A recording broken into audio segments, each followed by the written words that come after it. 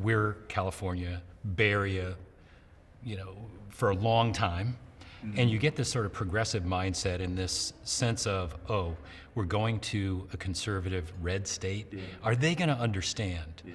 And, a little bit of naivety on my side about, like, this is not a political issue. This is a human issue. Right. And you're the first person to really open that up for me, to say, we can cross the aisle on this. We can do a lot of things. And I think that was super important. I come from maybe it was the way I was raised, but or who my friends have been my whole life. Still my same friends from the elementary school, and kind of grew up together and went through tough times together with people. Played a lot of basketball with people who could either join the Navy or go to jail. And Bobby Coleman, he was the guy on the radio station. His name was Ironhead Coleman, and I was Hoosier Daddy, by the way. No, this was in the Navy. And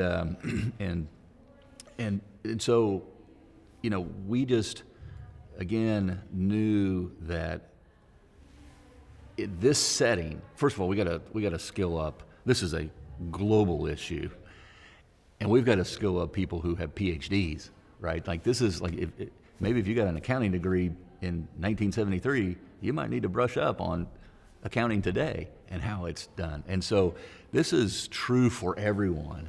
And being incarcerated means, in one sense, we have your attention is captive. And so if we can present you and build that trust like we did with one another inside, then good things can come from it. And I think that's where we started to see these testimonials are just worth more than gold. Yep. Absolutely. So it's an expression. Got to give you your flowers. What that comes from is pretty much giving a person their props, giving them their credit, acknowledging the person, and commending them before they pass away. A lot of times that's when people get their flowers. So I'm gonna give them to you while you can smell them still. So I got to give you flowers for that, man. That's beautiful. And you tuned in to the Last Mile Radio on Sirius XM, and we're chopping it up with the phenomenal governor of Indiana, Eric Holcomb. Easy E. I think we cool like that now at this point. Easy.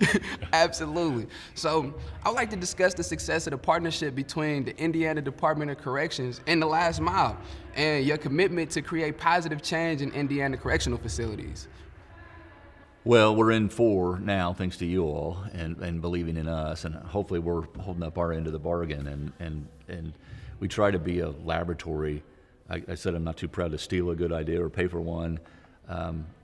We don't have to blaze the trail, but we want to get on the pathway to progress and allow individuals the ability to, first of all, realize that they can determine their own destiny. It will require one another. It will require help, as it has for everyone sitting in this office right now, or sitting inside a facility. But we're in 4.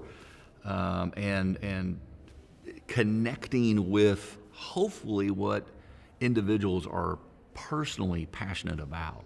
Again, true for that individual as it is for a 3rd grader, hopefully lights going off, saying that's a pathway that's lit up for me. I want to get on that, and who knows where that will lead. I mean, look at you sitting here right now, or me sitting here right now. I mean, and there's not that much difference between us. And when you think about this holistically, and so I'm excited. Number one, by the way, we've hired graduates at the state of Indiana. We're gonna get okay, so I'm practicing what I preach. Yeah. Like, this isn't rhetorical. This isn't wanting to say something that might be popular with one group over here and not over here. This is who we are, and it's making a difference. And it's not partisan to me, quite frankly. And maybe it's because I'm a history buff and I think about how this country was started in the first place. There was a lot of compromising going on. There was a lot of fierce debate. But in order to move forward, we had to compromise with one another, reach across huge philosophical differences, and here we sit because of the fruits of, the labor that came from those heated conversations.